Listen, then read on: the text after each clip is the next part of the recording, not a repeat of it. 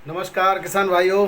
आज बहुत व्यस्तता रही किसान भाइयों। दूसरा मौसम भी ऐसा है, इंटरनेट भी नहीं आ रहा है। तो काफ़ी बहुत सारी चीज़ों की जानकारी प्राप्त करने में भी देर हुई। दूसरा मैं आपको बता दूं, बहुत सारे आपके क्वेश्चन थे। एक तो मैंने बहुत वेबसाइट चेक कर रहा था, एक्चुअली जो एक्सपोर्ट की वेबसाइट है इंडिया के, गवर्नमेंट ऑफ इंडिया की, उसको मैं देख रहा था। तो थोड़ा इंटरनेट की कमी की वजह से भी, और ये वीडियो भी काफ़ी देर में जब मैं अपलोड करूँगा तो आप तक पहुँचेगा। लेकिन मैं आपको आज बहुत सारे ज़रूरी जानकारी लेके आया हूँ आपके सामने, जो आप तक पहुँचेंगी। आज तारीख है 11 सितंबर 2024, दिन बुधवार। और किसान भाइयों, सबसे आपके बहुत सारे किसान भाइयों ने आज मैसेज भेजा है कि क्या आलू बांग्लादेश के लिए निर्यात हो रहा है, तो उस पर मैं कुछ जानकारी आपको देना चाहूँगा।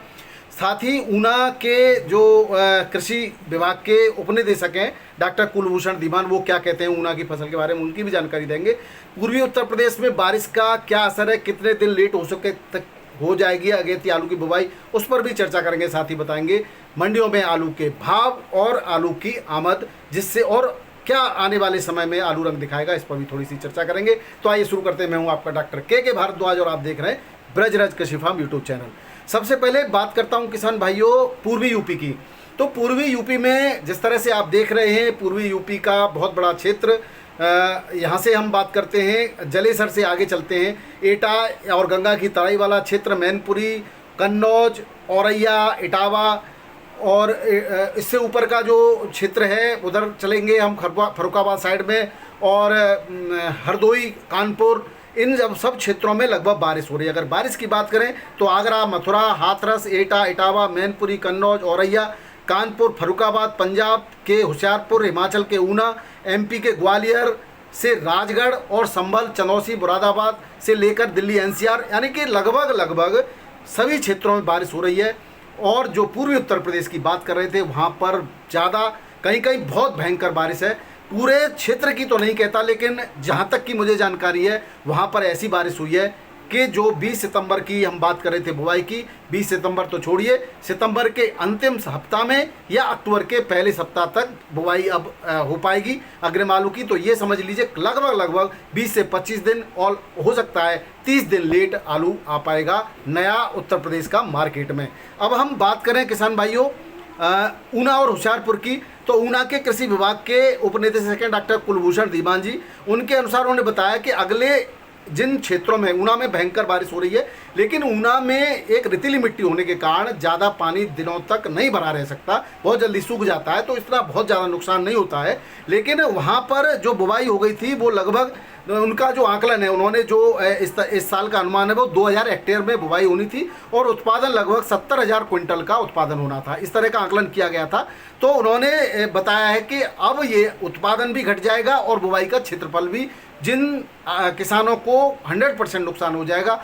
देखिए, बीज महंगा है और नुकसान होता है तो किसान को बहुत बड़ा नुकसान जाता है। पिछले सालों में भी नुकसान हुआ है यहाँ के किसानों को, ऊना के किसानों को। इस बार हमारी लगातार अपील थी कि मौसम को देखते हुए, और भी मौसम विभाग ने भी अपील की थी कि मौसम को देखते हुए ही किसान भाई बुवाई करें, लेकिन कुछ किसानों की मजबूरियाँ होती हैं, कुछ किसान रिस्क भी लेता है। तो कुछ भी रहा हो, लेकिन बुवाई हो गई थी, बहुत सारे 30-35% बुवाई अब कंप्लीट थी ज़्यादातर क्षेत्र में। जिन क्षेत्रों में बुवाई हो गई थी उन क्षेत्रों में अगर 3-4 दिन में पानी नहीं सूखा तो भारी से बहुत भारी नुकसान की आशंका इन्होंने बताई है। उन्होंने कहा है कि जो 70%, अभी तो 30-35% नुकसान की बात है, लेकिन ये नुकसान 70 से 75% होने की संभावना है, और जिन खेतों में 3-4 दिन पानी भरा रहेगा वहाँ पर 100% नुकसान होने की संभावना इन्होंने बताई है।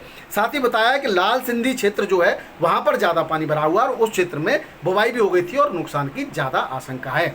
अब किसान भाइयों, सबसे महत्वपूर्ण बात मैं आपको बता दूं कि बांग्लादेश निर्यात की जो खबरें हैं, आपको बार बार आप लोग पूछ रहे हैं, बहुत सारे क्वेश्चन इसी बात पे हैं कि क्या आलू बांग्लादेश जाएगा।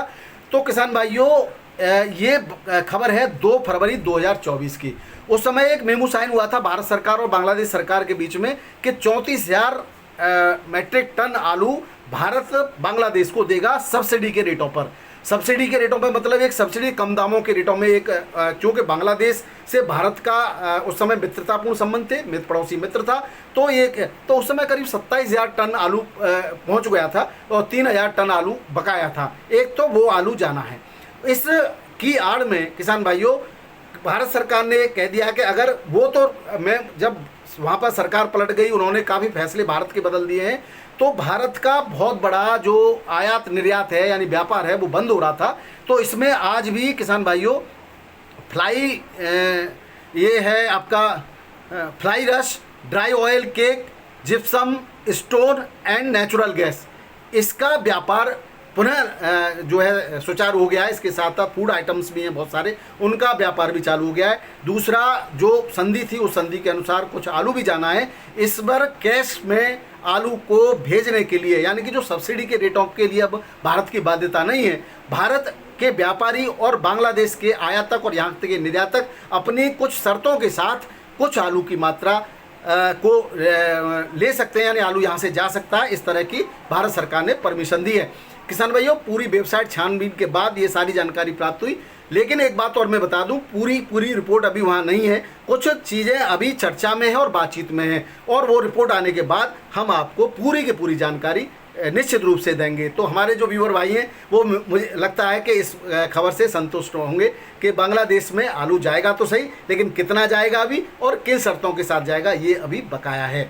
तो इसकी भी हम पूरी जानकारी आपको समय आने पर देंगे। इसके अलावा अभी कोई जानकारी हमारी वेबसाइट पर उस वेबसाइट पर नहीं थी, और जो इस अधिकारियों से भी हमने संपर्क की कोशिश की है अपने माध्यम से, और वो भी खबर हमारे आज शाम तक हमें प्राप्त हो जाएगी, तो कल के वीडियो में आपको ज़रूर बताएंगे। दूसरा एक बात और कि गुजरात के आलू की टेंशन बहुत है आपको। तो गुजरात में जो कंपनियां हैं वो कॉन्ट्रैक्ट एग्रीकल्चर करती हैं, वो न केवल गुजरात में बल्कि अन्य पंजाब में भी करती हैं, उत्तर प्रदेश में भी करती हैं, और भी राज्यों में इनका जो कॉन्ट्रैक्ट होता है। और कॉन्ट्रैक्ट एग्रीकल्चर में मैंने पहले ही बताया था एक सिस्टम होता है कि जब मार्केट रेट जो है डाउन होता है तो ये अपना अच्छा आलू यानी जो केवल कंपनियों के काम का आलू उसको ही खरीदती हैं। जब मार्केट रेट अप होता है इनके कॉन्ट्रैक्ट रेट से तो ये सारा आलू खरीद लेती हैं। तो इस साल शुरू से ही संभावना ये थी कि आलू बहुत महंगा होने वाला है और मार्केट रेट भी अप थे, तो उन्होंने सब किसानों से आलू ज़्यादा खरीद लिया, यानी कि पूरा का पूरा आलू उनसे ले लिया, चाहे वो घटिया क्वालिटी का था चाहे बढ़िया क्वालिटी का था। अब किसान भाइयों ये कि गुजरात का प्रोडक्शन नहीं है केवल, ये जहाँ जहाँ उनके कॉन्ट्रैक्ट होते हैं उन सब जगह का प्रोडक्शन है। तो आप कल ये कह रहे थे कि भाई उस समय जो रिपोर्ट दे रहे थे यूट्यूबर्स वो क्या पैसा लेके रिपोर्ट दे रहे थे, ये मैं नहीं कह सकता कौन कैसे रिपोर्ट दे रहा था, लेकिन वहाँ पर ब्लाइट आई थी और उस ब्लाइट की वजह से प्रोडक्शन गुजरात का प्रॉपर गुजरात का पिछले सालों की तुलना में कम था। अब ये कंपनियों ने कौन कौन सा आलू खरीदा है और किसान भाइयों आलू खरीदा वो प्रॉब्लम वाली बात नहीं है। प्रॉब्लम वाली बात यह है कि उन्होंने वो आलू भी खरीदा जिसकी प्रोसेसिंग में कोई आवश्यकता नहीं है और वो खराब क्वालिटी का आलू मंडियों में भेजा जा रहा है, जो किसी भी रेट में बिक जाए कोई टेंशन नहीं। तो वो जो है आलू आपके बढ़िया आलू के रेट भी डाउन कर रहा है, ये जो परेशानी वाली बात है। अब आपका दूसरा क्वेश्चन है कि ये कब तक चलेगा, तो ऐसा नहीं है कि बहुत ज़्यादा चलेगा। अब जब बढ़िया आलू भी मार्केट में पहुँचेगा तो इसकी वैल्यू खत्म हो जाएगी और वैसे भी ये 5-7 दिन में ये समाप्ति की ओर है। अगला क्वेश्चन है आपका किसान भाइयों कि हसन आखिर कब तक चलेगी। तो मैं किसान भाइयों बता दूं, हसन में बारिश हो रही है और इस डर से पकी हुई फसल और पूरी तैयार फसल खराब न हो जाए, बहुत तेज़ी से वहाँ हार्वेस्टिंग हो रही है और ये ज़्यादा से ज़्यादा मात्रा में आलू मंडियों में पहुँच रहा है। तो ये पीक आवर्स हैं, पीक डेज हैं ये कह सकते हैं आप, तो बहुत ज़्यादा। अब देखिए कुछ दिन तो ये चलेगा, हो सकता है 1 हफ्ता चले, 15 दिन चले, लेकिन उसके बाद बहुत थोड़ा आलू काफ़ी लंबे समय तक चलता है, क्योंकि हसन में बहुत लंबे समय तक बुवाई होती है और बहुत लंबे समय तक हार्वेस्टिंग होती है। हार्वेस्टिंग होने के बाद पुनः बुवाई प्रारंभ हो जाती है। तो ये कहना कि कब तक चलेगा ये तो संभव नहीं है कि एग्जैक्ट डेट बता दूं, लेकिन ज़्यादा मात्रा में जो आलू आ रहा है वो ज़्यादा हफ्ते 10 दिन का और है किसान भाइयों। मैं इतना ही आपको बता सकता हूँ, बाकी हसन तो चलती रहती है और लंबे समय तक चलती है, 2-2.5 महीने अभी, यानी कि जब तक आपकी फसल आएगी तब तक थोड़ी चलती रहेगी। अब हम आप बात करते हैं किसान भाइयों, ये सारी चीज़ें हो गई ग्वालियर वगैरह की मैंने बता दी। अब थोड़ा सा आलू के भावों पे चर्चा कर लेते हैं। तो दिल्ली आजादपुर मंडी में जो बैलेंस गाड़ियाँ बताई जाती हैं वो बैलेंस गाड़ियाँ वास्तविक तौर पर उतनी नहीं होती जितनी बताई जाती हैं, उसमें कुछ कम मात्रा में आलू होता है। तो उसके हिसाब से, लेकिन बैलेंस तो बैलेंस है, गाड़ियों की संख्या काउंट हो जाती है। आज भी 112 गाड़ियाँ हैं, भाव में कोई परिवर्तन नहीं, 10-20 रुपये का उछाल देखा गया है। कानपुर मंडी में 50 गाड़ियां हैं, मोटा आलू 22 से 23 रुपये किलो बिक रहा है, गुल्ला जो है 20 से 21 रुपये किलो, हल्का 17 से 20 रुपये किलो, किर्री 10 से 12 रुपये किलो, सिंदूरी 20 से 21, कंचन 21 से 22-23, हॉलैंड 24 से 25 रुपये किलो के रेट से यहाँ पे बिक्री हो रहा है। लखनऊ मंडी में गाड़ियों की संख्या है करीब 15, और लखनऊ में 23 से 24 चिप्सोना, हल्का 22 से 23, 37 21 से 22, हल्का 20 से 21, वाराणसी में 13 गाड़ियां हैं। LR आलू 26 से 27, हल्का 24 से 25, 37 से 23, हल्का 20 से 21 रुपये किलो। भोपाल मंडी में 13 गाड़ियां हैं। 37 24 से 25, हल्का 23 से 24 रुपये किलो। जयपुर मंडी में 65 से 68 गाड़ियां हैं। बैलेंस मिला करके, बैलेंस ज़्यादा नहीं था, 24 से 25 रुपये किलो बढ़िया आलू के रेट है। हल्का आलू 20 से 23 रुपये किलो के रेट से बिक्री हो रहा है। जोधपुर मंडी में 10 से 12 गाड़ियां हैं। 37 24 से 25, हल्का 20 से 23 रुपये किलो। पटना मंडी में लाल आलू 24 से 25, 25.5 रुपये किलो। सफ़ेद आलू 20 से 21.5 रुपये किलो के रेट से बिक्री हो रहा है। ये गुल्ला बिकता है यहाँ पर। रांची मंडी में 8 गाड़ी यूपी की हैं, 25 से 27 रुपये किलो, हल्का 23 से 24 रुपये किलो। और 12 गाड़ी बंगाल की हैं, 23 से 24 रुपये किलो। ज्योति हल्का 21 से 22 रुपये किलो के रेट से बिक्री हो रहा है। मुंबई मंडी में 35 गाड़ियाँ हैं, 18 से 20 हज़ार पैकेट लगभग होंगे। 25 से 26 रुपये किलो BVIP आलू। और सूखा और गीला आलू बिक रहा है 23 से 24 रुपये किलो। शुगर फ्री 24 से 26 रुपये किलो।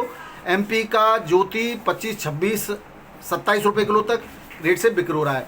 पुणे मंडी में 25 गाड़ियाँ। आगरा का आलू 26 से 28 रुपये किलो, हल्का 24 से 25 रुपये किलो।